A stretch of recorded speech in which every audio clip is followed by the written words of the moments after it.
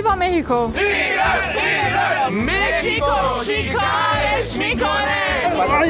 خیلی وحشتناک بود. دستم داره میلرزه.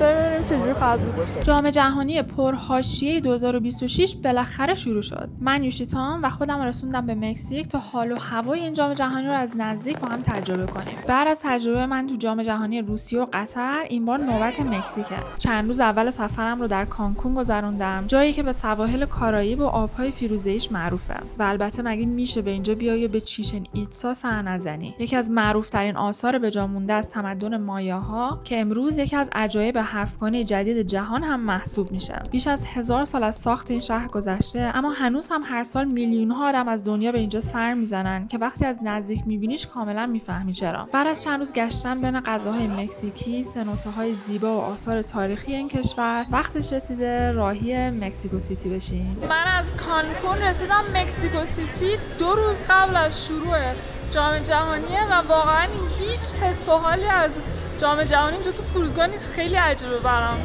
هیچ نشونه، هیچ چیزی از این که 2 روز دیگه قراره جام جهانی شروع بشه نمیبینم و نمیحسم. تنها چیزی که میبینی همین دوتا سمبوله، همین. هیچ خبر دیگه نیست. بریم با هم حال و هوای مکزیکو سیتی رو 1 روز قبل از شروع جام جهانی و روز بازی افتتاحیه در کشوری تجربه کنیم که خیلی معتقدن فوتبالی ترین میزبان این دور است. وارد چاینا تاون مکزیکو سیتی شده. در قلب مکزیکو سیتی، پایتخت مکزیک.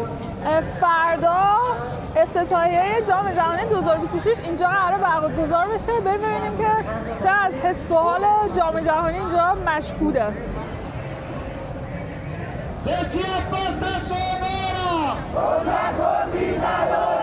Pues vamos a seguir compañeros y compañeras a los campamentos. تظاهرات توی مرکز شهر از طرف معلمای مکزیک که برای شرایط بهتر تظاهرات میکنن.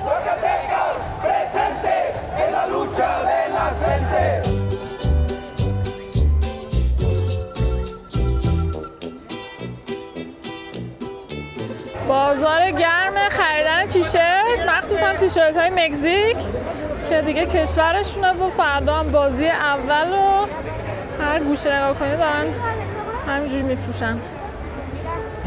اینا هنوز دارن میسازن، یه 7-8 سال دیگه شروع میشه. عجیبه. میدون اصلی مکزیکو سیتی یکی از بزرگترین میدون‌های دنیاست. پشت این دیواری که پشت منه فنفست مکزیکو سیتیه. میدون اصلی شهر که قراره بازی رو فردا ازش نشون بدن، اما هیچ کس نمیدونه که آیا در فنفست رو فردا باز میکنن یا نه. اگه آره درش کجاست؟ چرا؟ به خاطر همون تظاهراتی که دیدیم. مطمئن نیستن که به خاطر تظاهرات بتونن فردا درش رو اینجا باز کنن یا نه. از این آقایون پلیسی که پشت من هستن پرسیدن، گفتم ما خیلی شرمنده ایم از دنیا به خاطر این، ولی ببینیم که آیا فردا 9 یا 10 صبح اینجا باز میشه یا نمیشه. من فعلا نظری نمیدم در مورد جام جهانی. ببینید تا فردا چی میشه. من 2 تا جام جهانی قبلی هم رفتم. آخر این ویدیو بهتون میگم که اینجا فرقش با 2 تا قبلی چی بوده و چی هست. بهتره بدتره ببینیم.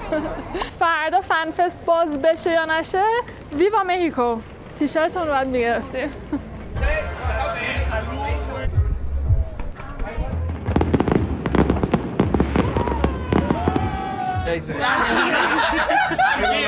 Colombia?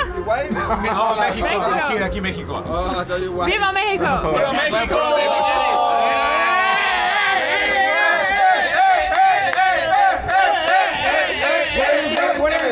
Where are you from? From Iran.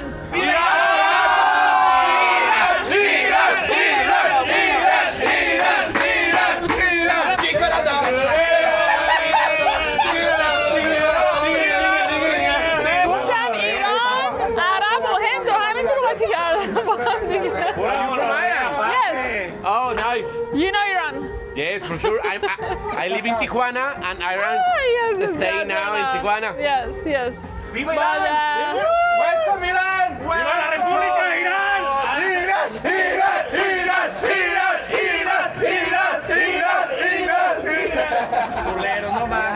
چجوری بهشون بگم که انقدر که اینا خوشحالن ما برای تیممون امسال نیستیم. مکزیکو چیکارش میکنه؟ سوراخ میکنه.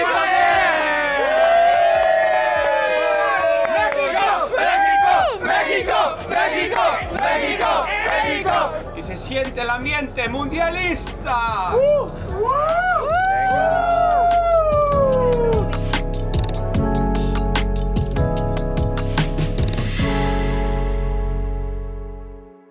صبح روز اول جام جهانی 2026 بخیر از مکزیکو سیتی.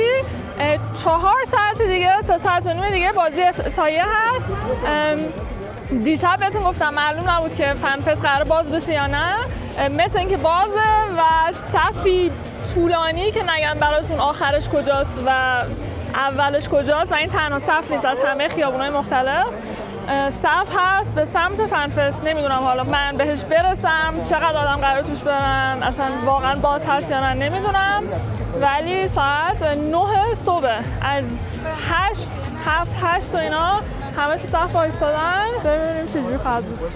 بچه اوضاع مکزیکو سیتی بدجوری خراب و عجیب غریبه. انقدر ما همه تمرکزمون ما کلا مدیا اینا روی قضایای آمریکا و اینا و شرایط خودمون بوده، فکر کنم خیلی مثلا از وقایع مکزیکو خبر نداریم. مکزیک همین الان توی این صفی که من هستم که بریم توی فنفست، این چادرها رو می‌بینین، این چادرها اینا همش مال تظاهرات‌هایی هستش که چند هفته است اینجا برقراره. مستقیم ربطی به جام جهانی نداره ولی دارن از این قضیه استفاده میکنن که بالاخره توجه دنیا اینجا هست. حالا بماند توضیح میدم براتون. بذارید فعلا بریم بازی رو ببینیم، خوش بگذره، حالا هوای خوب جام جهانی رو ببینیم، از مشکلاتش بعدش آخر ویدیو بهتون میگم. خیلی واقعیت عجیبیه این شرایط این شهر. با مردم مکزیکو سیتی دیشب حرف می‌زدم، خیلی دلشون پر بود. یعنی اصلا اونا هم با یه مدل دیگه با دولتشون و با خیلی مشکلات عجیب غریبی دارن و دلشون پر. خیلیشون از این جام جهانی که میگفتن این جام جهانی در مکزیک هست ولی برای مکزیکی‌ها نیست.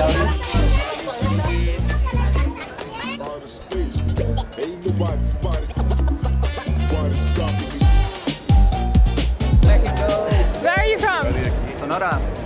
Ah, so what will be the result today? 2-0. 2-0? You? What do you say?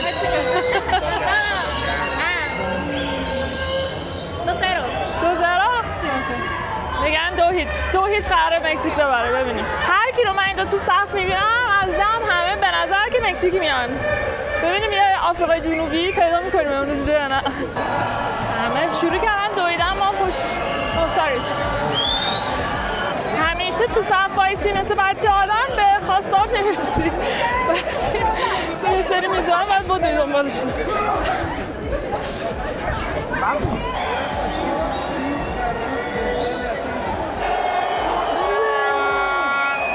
صفی ها و غیر صفی ها رسیدن به هم. یعنی میرسیم تو؟ You from Colombia?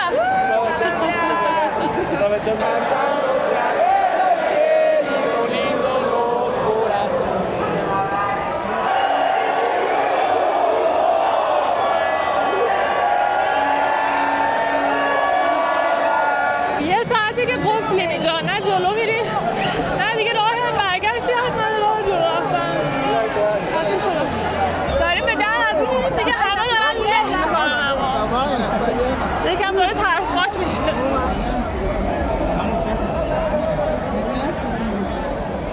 باید بریم پشت این دیوار. چقدر بهت بدن حاضری خودتو توی این موقعیت قرار بدی. این ور دیوار اون ورم اینه. یعنی فکر کنی یه لحظه بگی مثلا من میخوام دیگه نمیتونم، حالا بعد میخوام اینجا برم بیرون.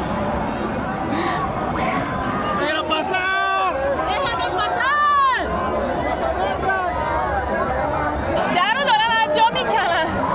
داریم میرسیم به حساس ترین جای رد شدن دیگه، خیلی خرط و خره اینجا. بسم الله. سالم بریم تو فقط.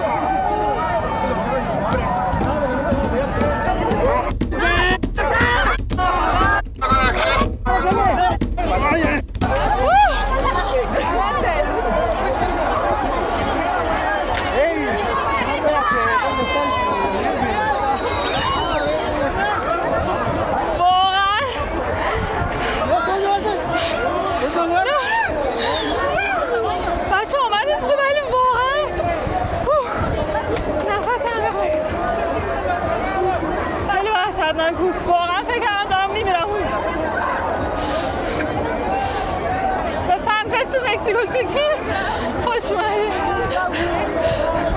دستم داره میلرزه همینجوری خیلی بچه نمیفهمیدم من چی میگم فکر کنم دیگه داشتن درش میبستن نمیدونم ولی رسیدیم بچه ها انقدر شلوغه دیگه از این جلوتر فکر نمی کنم بتونم ببرمتون نفس نمیشه کشید یه ساعت دیگه بازی شروع میشه اصلا نمیدونم چجوری اینجا نمیشه بری مثلا آبی بگیری تکون بخوری جلو بری عقب بری ولی حداقل یه گوشه ای از مانیتور رو میبینیم از این دور تا الان من فقط مکزیکی میبینم به غیر از یا مکزیکی هن یا مکزیکی های آمریکا هن. هنوز من خارجی ندیدم به غیر از یک دو کلمبیایی و اینا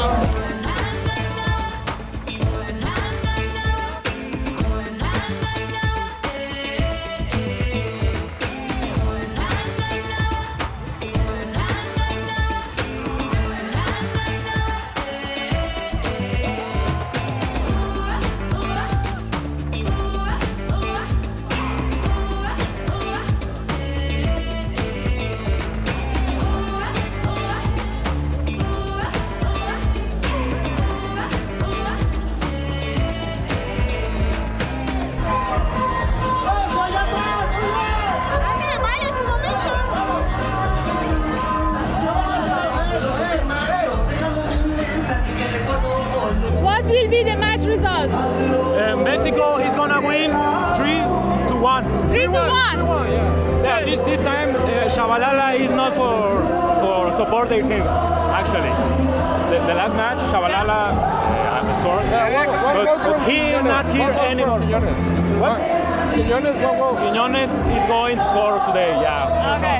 3-1. I hope. How many goals? 2-1. Mexico. I hope so. Who will win today? Mexico or South? Yeah, Mexico. Mexico? Yeah. How many goals? How many what? How many goals? Goals? Ah, okay. Mexico 2 and South Africa 0 or 1? 1. اینم صف خرید نوشیدنیه. حیف که دارم میمیرم. خفه دارم میشم. بکنه وای نمیستم. دعوا شده میگه صف وای نستی نوشیدنی نمیدن. چجوری صف وایسی؟ جنگ نوشیدنی رو بردم به یکی که جلو بود گفتم تو رو خدا برای منم بگیر هر کاری کردم پولش رو نگرفتم و گفتن که تو تنهایی بیا به جمع دوستای ما ملحق شو دوستای جدید من Mexico!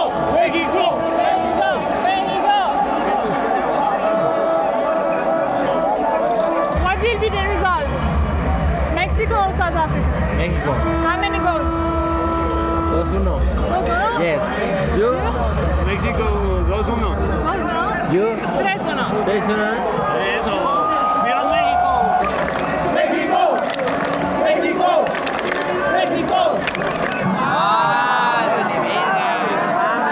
No le pega con la dirección correcta.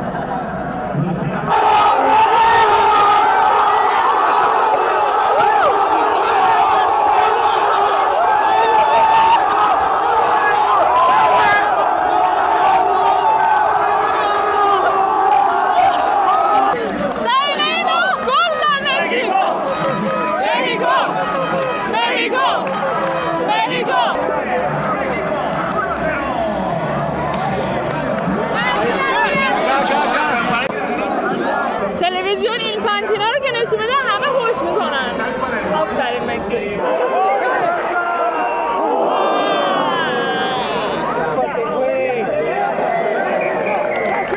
نیمه اول تموم شد مکزیک 1 آفریقای جنوبی 0 من همچنان دارم میرم به سمت جلو من یادم نمیاد تو زندگیم تو چه ایونتی فوتبالی کنسرت جایی انقدر له شده باشم واقعا حداقل 4 نفر رو من دیدم که قش کردن بردنش رو یه نفرم بغل دست من گلاب بروتونی یکی جوری استفراغ کرد که خیلی حالش بد بود و دلم نمیاد بعد اون فیلم بگیرم گناه داشت ولی خیلی حالش بد بود فکر کنم نفر بعدی هم که قش کنه خود منم اینجوری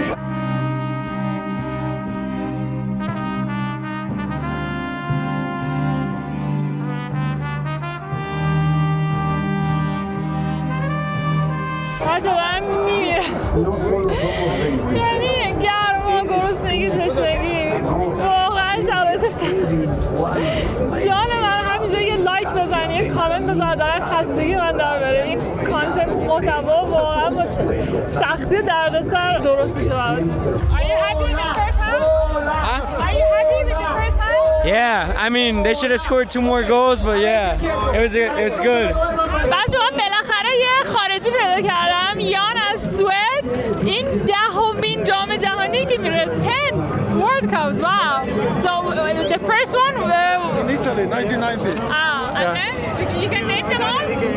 Yeah, then I went to USA, 94, and we got the bronze medal. And then when I went to France, I saw France winning at home field in Paris. And then I went to Japan, lovely. Then Germany, 2006. South Africa, wonderful, 2010. Saw Spain winning the final with my girlfriend was from Spain then. And then we went from South Africa to Copacabana, 1 month. Wonderful, amazing. And Russia and Qatar. So from these 10, rank the best 3 World Cups. Well, it depends on what you mean. Like, it was amazing to be at Copacabana every day to see. Brazil is your number 1. It was wonderful, but there are other ones, you know. Which World Cup was the worst?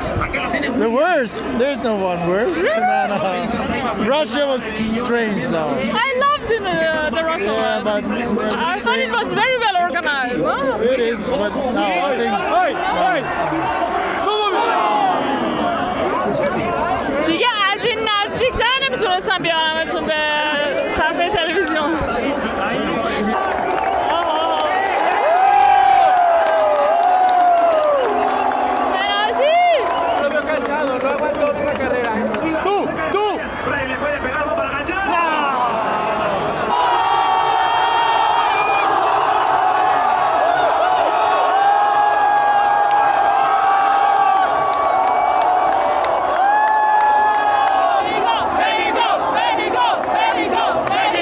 مکزیک 2 آفریقای جنوبی 0.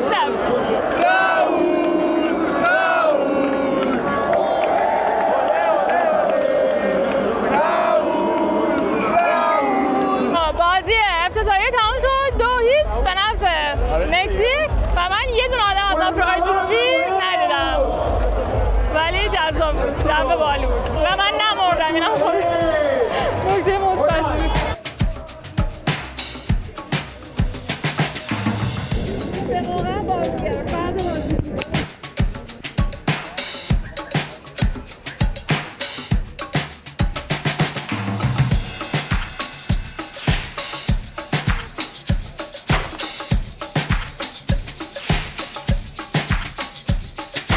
بچه ها بازی تموم شد، بارون وحشتناک هم بند اومد، ولی تو بارون یه اتفاق خیلی بدی برای یان افتاد. اون آقای سوئدی که بهمون گفت 10 تا جام جهانی رو رفته، تو اون بارون شدیدی که داشت من همه سراشون گرفته بودن تو همتان، خیلی وحشتناک بود. یکی خودش داد و موبایلش رو دزدید و میدونین دیگه این روزا آدم موبایلش همه چی توشه و حالا مشکلش بیچاره اینه که خونه دوستی که 4 سال پیش تو قطر جام جهانی همو دیدن و فقط واتساپ همو دارن، آدرس خونه‌شون نداره، وسایلاش اونجاست، کیفش، شرمندونش، همه چیش اونجاست و دوستش رو نمیتونیم پیدا کنیم الان. خیلی اتفاق غم انگیزی بود. منی که سفر میرم واقعا میتونم به شک بگم بزرگترین ترسم تو سفر همینه که دوبارم تا حالا سرم اومده این اتفاق. خیلی بده موبایل دزدی شدن و هر چه آدم حواست باشه یه لحظه دیگه پیش میاد.